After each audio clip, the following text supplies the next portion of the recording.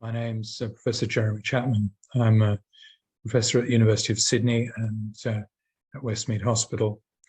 My background is as a nephrologist, working as an expert advisor to the World Health Organization. I've been involved in discussing with a number of countries the role of legislation and components of organ donation regulation. And I'm delighted to be able to share with you in Laos the fruits of that process.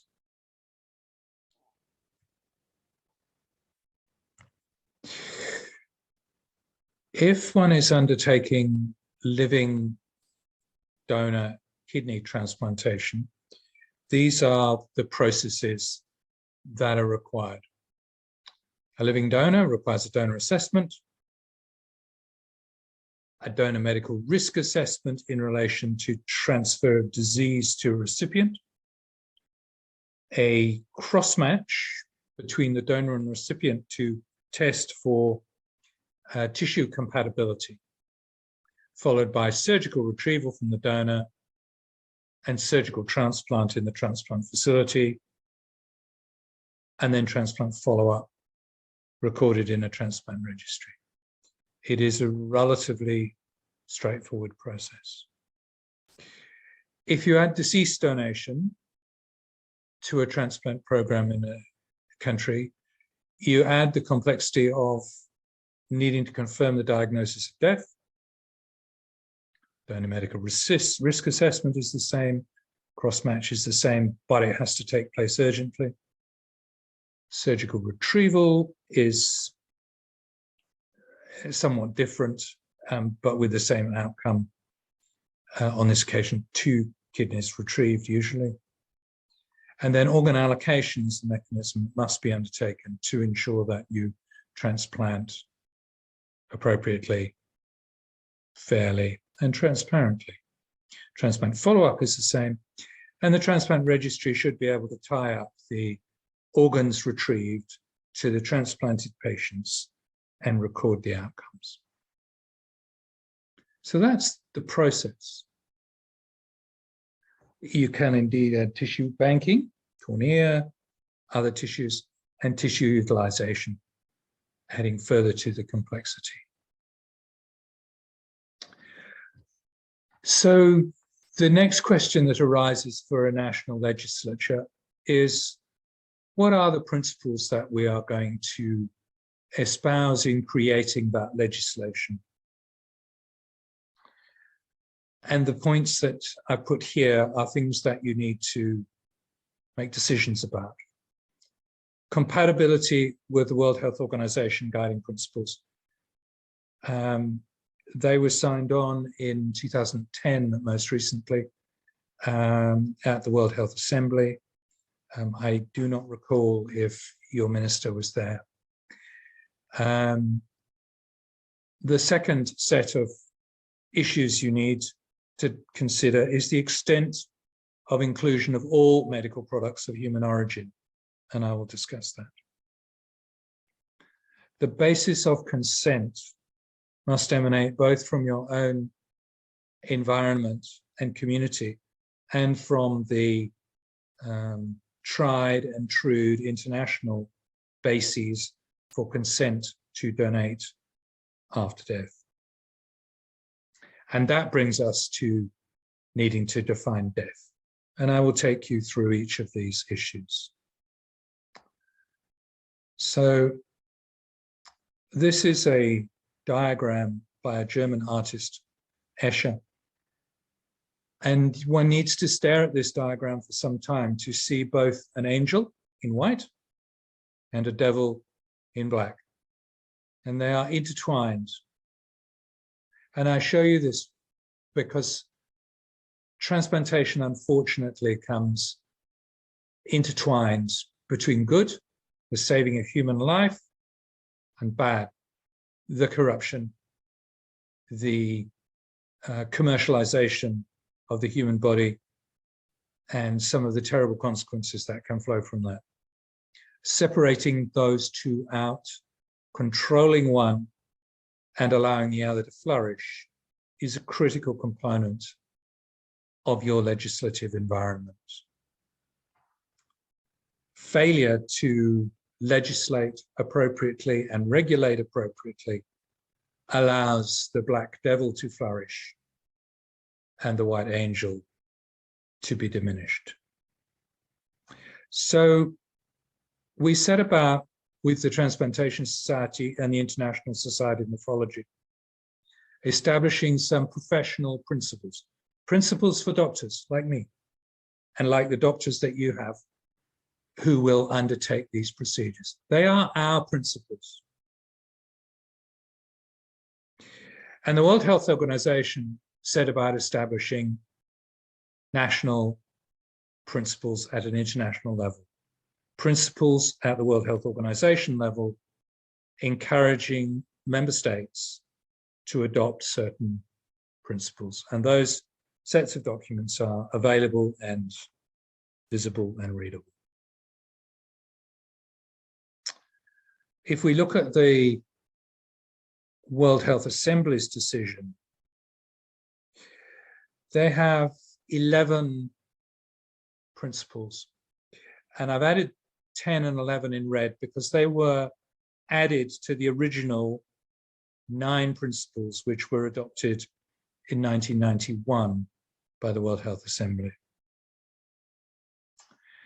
So the revision added principles on quality, safety, and efficacy of the procedures, and transparency, but personal confidentiality.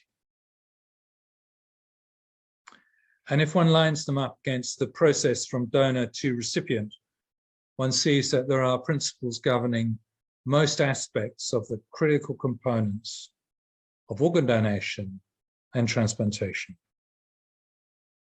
And if you look at guiding principle 10 and 11, they are long-term principles added to ensure outcomes are appropriate and that there is quality and safety of the procedures and products. Transparency is a critical component of transplant programs, and the World Health Organization collects data from around the world, visible in the Global Observatory on Donation and Transplantation, on transplant rates, transplant outcomes, origins of donation, outcomes of transplantation. It's a critical component of ensuring that your national program holds back the devil and allows the angel to flourish. I mentioned that there is a need in the definition of your legislation to ensure that you understand what you are including in this legislation and what you are not. These are all medical products of human origin. We can take simple ones: blood, plasma, cornea, kidney transplant. But there are also gametes, embryos, human reproductive cells. There are hematopoietic stem cells, bone marrow transplants. And then we are moving into advanced stem cell therapies. And at the other end, we're moving into human-derived drugs, where some of the components of donated human material are used to derive drugs or other devices in dentistry, for example. So how much is covered varies around the world. Many nations will have different legislation for blood and plasma, for example, but very similar legislation for organ transplant, bone marrow transplant, and tissue transplant, and yet again, separate legislative environments for human reproductive organs. Death is critical to understand, to define, to be able to recognize, and for the community to accept. The global view is that the function of the brain is irreplaceable. and that death occurs when the brain no longer functions on a permanent basis. The definition of irreversible coma was defined here back in the 1960s through an ad hoc committee of Harvard Medical School, determining how to progress with organ donation within the environment of having probably 10 years of successful or moderately successful living donor transplantation up to that point, and the need to move to better definition of potential deceased organ donors. And the laws that were ultimately formulated, this is in the US, but they are applicable globally, states that an individual who's sustained either irreversible cessation of circulatory and respiratory functions or irreversible cessation of all functions of the entire brain, including the brainstem, is dead. So either the heart and respiration stop, or the brain ceases to function permanently. Those two definitions are now coming together as we understand that the cessation of the circulation that is critical is actually the circulation of the brain. You could have circulation in your little finger and you wouldn't be alive if you have permanent, irreversible cessation of circulation to the brain. So it brings us back to a single common determinant of death, which is permanent, irreversible cessation of the function of the brain.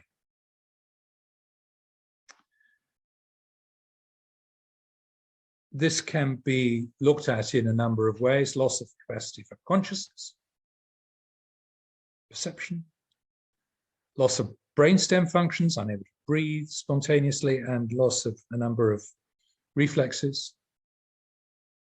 And of course, it has to be permanent.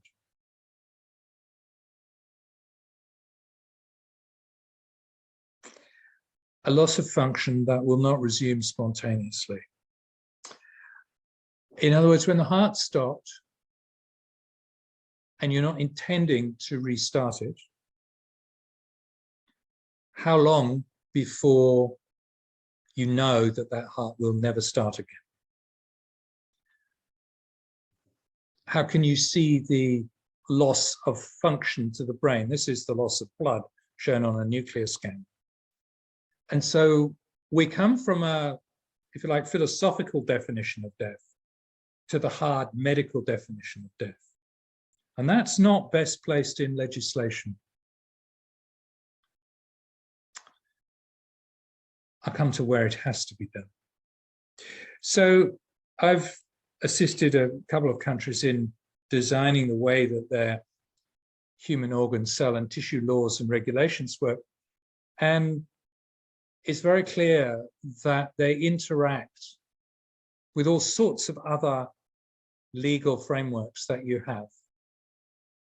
Your ownership and gift laws, your therapeutic goods laws, private healthcare laws and regulations, who is allowed to do such procedures, customs and excise laws and regulations. What may you import? Can you import blood? Could you import an organ? What happens if you import an organ? The consent framework. And then, of course, into definition of nationality. Who are the people of your country who may be transplanted in your country, who may donate in your country?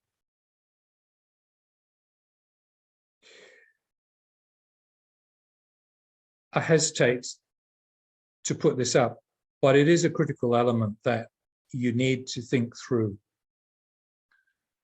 Who does the community trust? Because it is in the end the community that must trust. Otherwise they won't donate. It's very simple. So Who do they trust? Ministers of Health and Justice? Society leaders, however you define them? The Ministry of Health? Hospital administrators? Committees? Ethics committees, for example? Doctors? Do they trust doctors? Do they trust committees of doctors? Do they need to be independent doctors? Nothing to do with the transplant program. The capacity for money to change hands from the wealthy to anybody involved in allocation and little to the poor is unparalleled in this field. And it needs to be guarded, or you will end up with no transplant program. Just a small little commercial enterprise in the corner of some private hospital, making money for a few doctors and not solving community-wide healthcare problems through transplantation. I can tell you where we are in Australia and New Zealand over some of these issues. Legally, we've had accepted legislation by each of our states from 1978, legislation that has been accepted and endorsed by all religious leaders in the country. So we have multiple states and we have multiple legislations because this issue is legislated at each state level. They're all very slightly different. Most of those differences don't matter. There are a couple of practical issues which do matter. Makes it a little complicated, but it is legislated off a common basis. It is agreed that whole brain death is the definition of death. This has a high degree of medical support. For example, here, you can see that the definition of death, irreversible cessation of all function of the brain of the person. And this reappears in different definitions in different states. I've just simply chosen South Australia and I think New South Wales in this example. So how do you do that? How do you translate that very simple principle, which is enshrined in law, into clinical practice? And the answer is that we have used the Australia and New Zealand Intensive Care Society, a professional group, intensivists, not involved in transplantation, but critically engaged in the management of intensive care units with an absolute need to determine death for patients on ventilators in intensive care units. And so they have created guidelines. They've been revised a couple of times as more knowledge has come and as more and better tests have been available and as new support systems have become available. The medical definitions have had to grow with the changing clinical environment. And that is why you can't legislate it, because you'll be re-legislating it in 3 or 4 years' time. But you do have to define somebody independent who makes that medical definition for you. You can use guidelines from around the world. There are 2 or 3 well-known guidelines. This is one of them. And your country is perfectly at liberty to say, we will define death medically as that which is defined by European, North American, Australian medical practitioners. You can define it by your own medical practitioners. It's a lot of work, and you've already got it ready-made. So in Australia, that death has to be determined by 2 medical practitioners using clinical testing and imaging. They will have local hospital guidelines as to which practitioners.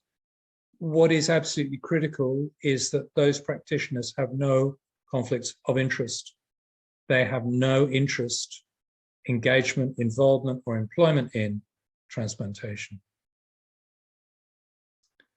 And we have an organ and tissue authority, which is a government-driven authority that runs the protocols for organ donation.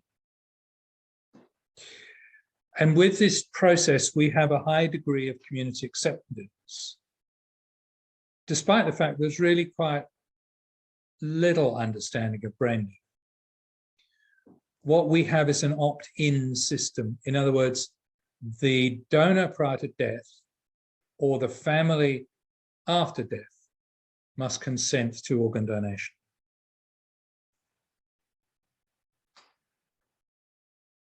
So if we then look at the differences in deceased organ donation and living donation, there are a number of boxes here. The green boxes are medical protocols. They have to be medical protocols. They change as medical knowledge changes. You need doctors and laboratories to make those decisions. You need surgeons and an operating theatre to undertake the retrievals, similarly to transplants. And you need doctors and nurses to undertake the follow-up. But in grey are the things where the ministry needs to be involved. With living donation, many Asian countries have authorising committees, ethics review committees that determine and approve the relationship between the donor and the recipient, or more importantly, disapprove it when they suspect commercialism, the payment of the donor for their organ. My strong advice is to have one national waiting list. This is currently a huge debate in a couple of Asian countries, Sri Lanka, for example. One national waiting list provides transparency, clarity, and equity. People can see what's happening. Kidneys are allocated to people. They're not allocated to doctors and hospitals. They're allocated to people who need a transplant on a waiting list. And how one runs the allocation system beyond that then can be a subject of public debate and medical engagement. Who should get a kidney? But it is important that there is a waiting list and that it is not Dr. X's waiting list where the patients pay to get onto his waiting list and pay even more to get to the top of his waiting list. Transplants in most countries only occur in ministry-accredited transplant facilities. Strongly advise that. Organ allocation and the national allocation program protocols I've just discussed.